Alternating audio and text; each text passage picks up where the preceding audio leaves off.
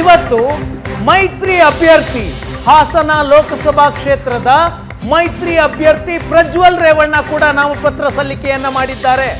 ನಾಮಪತ್ರ ಸಲ್ಲಿಕೆಗೂ ಮುನ್ನ ಪ್ರಜ್ವಲ್ ರೇವಣ್ಣ ಹಾಸನದ ಹಲವು ದೇವಸ್ಥಾನಗಳಿಗೆ ಹೋಗಿ ದೇವರಲ್ಲಿ ಪ್ರಾರ್ಥನೆಯನ್ನ ಮಾಡಿದ್ದಾರೆ. ಪ್ರಜ್ವಲ್ ರೇವಣ್ಣ ಜೆಡಿಎಸ್ನ ಹಾಲಿ ಸಂಸದ. ಈ ಬಾರಿ ಬಿಜೆಪಿ ಮತ್ತು ಜೆಡಿಎಸ್ನ ಮೈತ್ರಿ ಅಭ್ಯರ್ಥಿ ಪ್ರಜ್ವಲ್ ರೇವಣ್ಣ. ಎರಡು ದೃಶ್ಯಗಳನ್ನ ನೋಡ್ತಾ ಇದ್ದೀರಾ. ಒಂದು ಕಡೆ ಪ್ರಜ್ವಲ್ ರೇವಣ್ಣ ನಾಮಪತ್ರವನ್ನ ಮಾಡ್ತಾ ಇದ್ದಾರೆ. HD ರೇವಣ್ಣ ಇದ್ದಾರೆ, ಮಂಜುನಾಥ್ ಇದ್ದಾರೆ, ಮಂಜು ಇದ್ದಾರೆ, ಜೊತೆಗೆ ಸ್ವರೂಪ್ ಇದ್ದಾರೆ, ಹಾಸನದ ಶಾಸಕರು. ಮತ್ತೊಂದು ಕಡೆ DK ಸುರೇಶ್ ಬೆಂಗಳೂರು ಗ್ರಾಮಾಂತರದಲ್ಲಿ ನಾಮಪತ್ರವನ್ನ ಸಲ್ಲಿಕೆ ಮಾಡಿದ್ದಾರೆ.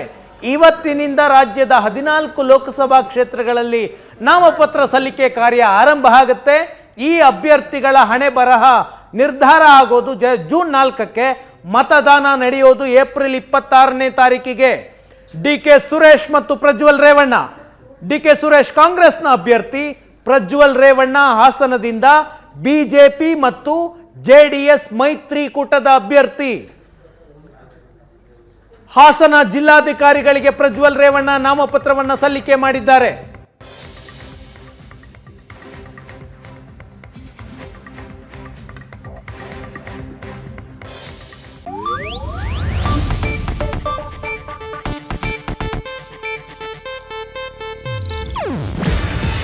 ಇದು ಏಷ್ಯಾನೆಟ್ ನ್ಯೂಸ್ ನೆಟ್ವರ್ಕ್ ಪ್ರಸ್ತುತಿ.